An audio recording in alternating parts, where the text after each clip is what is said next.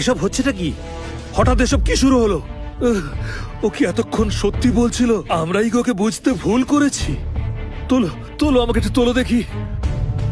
এই তো সবে শাস্তি শুরু হয়েছে। তুমি আমার পরিবারকে অভিশাপ দেওয়ার সাহস কি করে পেলে? কে আছো?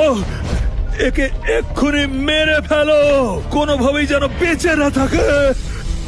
বাবা, এসব কি হচ্ছে? আমাদের কোম্পানির 3টি মালবাহী জাহাজ সমুদ্রে ডুবে গেছে। আমাদের শেয়ারের দাম এত পড়ে গেছে যে আমাদের বাজার মূল্য 2/3 নেমে গেছে। আমাদের দেউলিয়া হওয়ার মতন পরিস্থিতি। কি করে হলো? আপনাদের পরিবার অধর্মের পথে গেছে, তাই ধর্ম কি করে ধরে রাখবে আপনাদের? দেউলিয়া হতে শুরু করেছেন আপনারা, সব শেষে আসবে মৃত্যু। এখানে তুমি জনগণকে বিভ্রান্ত করা বন্ধ করো। বেরিয়ে যাও এখান থেকে। দাদু, বাবা, বাবা, দাদুর কি হলো?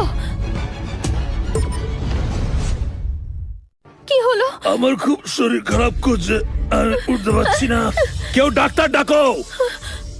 দেউলিয়া, আমাদের পরিবারকে ধ্বংস হতে দেবেন না। আমাদের এখন বাঁচান।